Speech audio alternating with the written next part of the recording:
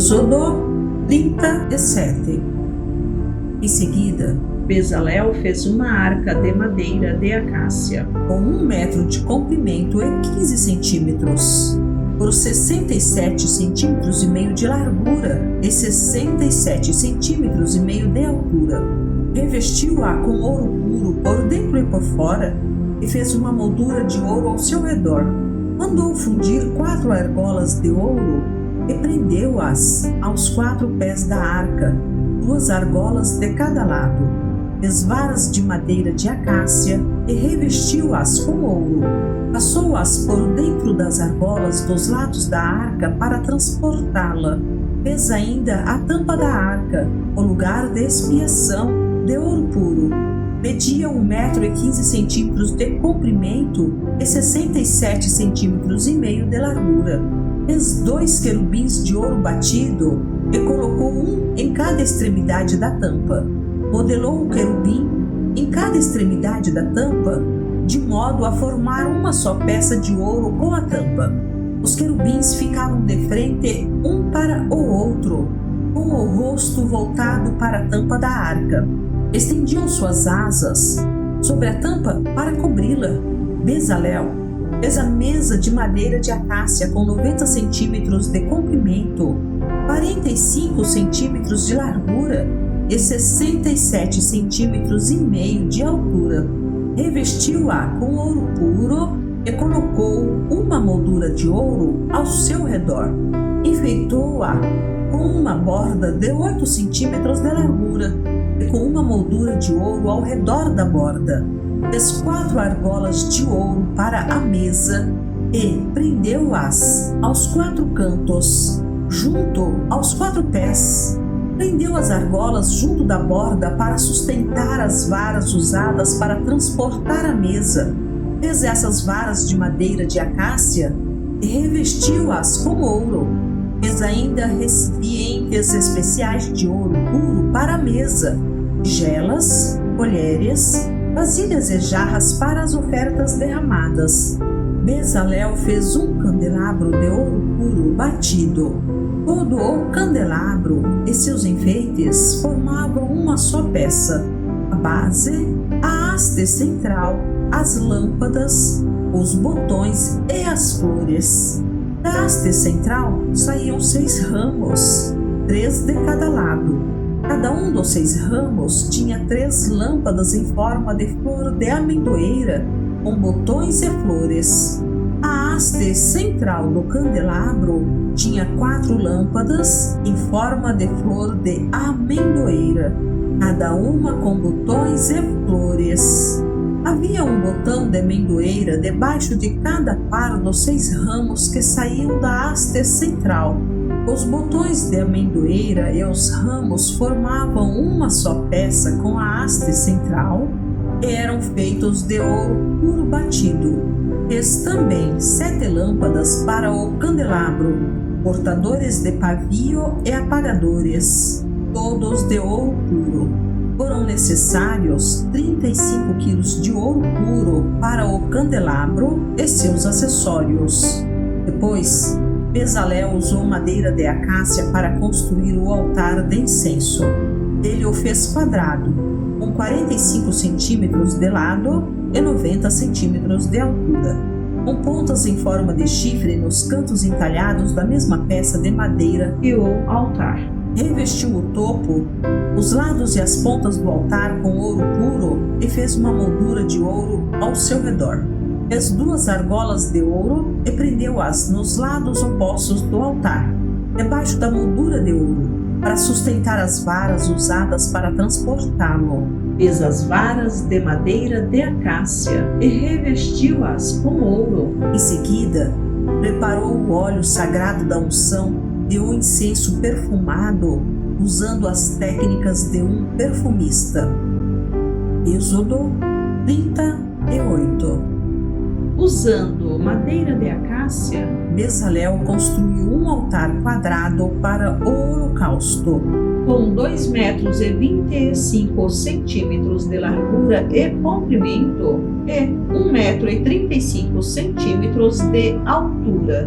Fez uma ponta em forma de chifre para cada um dos 4 cantos, de modo que as pontas e o altar formavam uma só peça. Revestiu o altar com bronze. Depois, fez os utensílios do altar: baldes para recolher as cinzas, pás, bacias, garfos para carne e braseiros, todos de bronze. Fez também uma grelha de bronze e a colocou à meia altura do altar, debaixo da borda. Fez 4 argolas de bronze e prendeu-as aos cantos da grelha de bronze, para sustentar as varas usadas para carregar o altar. Fez as varas de madeira de acácia e as revestiu com bronze.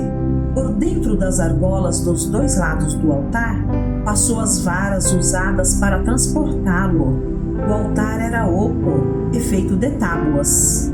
Bezalel fez a bacia de bronze e o seu suporte de bronze, com espelhos doados pelas mulheres que serviam à entrada da tenda do encontro. Bezalel fez ainda o pátio, que era fechado com cortinas de linho finamente tecido. As cortinas do lado sul tinham 45 metros de comprimento e eram penduradas em 20 colunas apoiadas firmemente em 20 bases de bronze. Pendurou as cortinas com ganchos e argolas de prata. Colocou do lado norte cortinas idênticas a essas, com 45 metros de comprimento, penduradas em 20 colunas apoiadas firmemente em bases de bronze. Pendurou as cortinas com ganchos e argolas de prata. As cortinas do lado oeste do pátio tinham 22 metros e meio de comprimento e eram penduradas com ganchos e argolas de prata em 10 colunas apoiadas em 10 bases.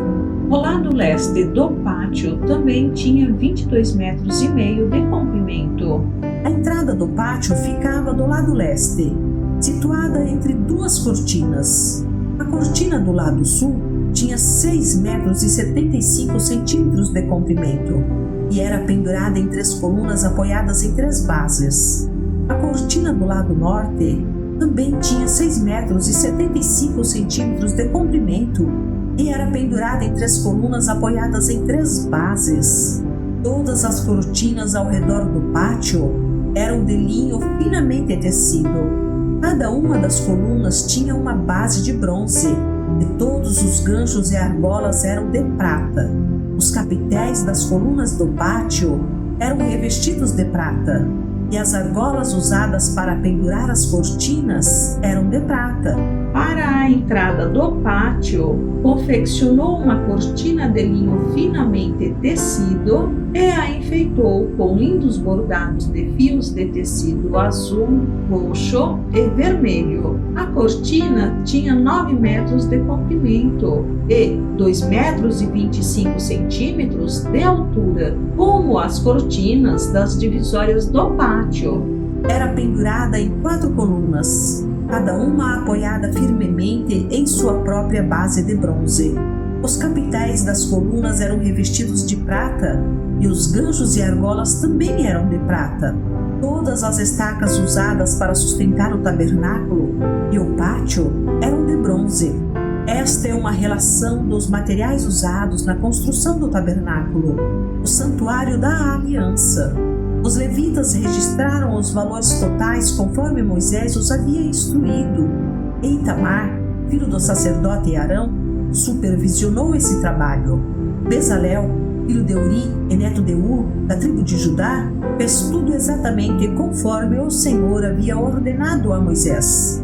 Recebeu a ajuda de Aholiabe, filho de Aizamaque, da tribo de Dan, artesão perito em gravar, projetar e bordar em linho fino, com fios de tecido azul, roxo e vermelho. O povo contribuiu com ofertas especiais de ouro que totalizaram 1.024 quilos, calculados de acordo com o ciclo do santuário. Esse ouro foi usado em toda a construção do santuário. A comunidade toda de Israel contribuiu com 3.520 quilos de prata, calculados de acordo com o ciclo do santuário. Essa prata veio do imposto recolhido de cada homem registrado no censo. O imposto era de 1 beca, isto é, meio ciclo, conforme o ciclo do santuário. O imposto foi arrecadado de 603.550 homens de 20 anos para cima, para fazer as 100 bases para as armações das paredes do santuário e das colunas que sustentavam a cortina interna. Foram necessários 3.500 quilos de prata, cerca de 35 quilos para cada base.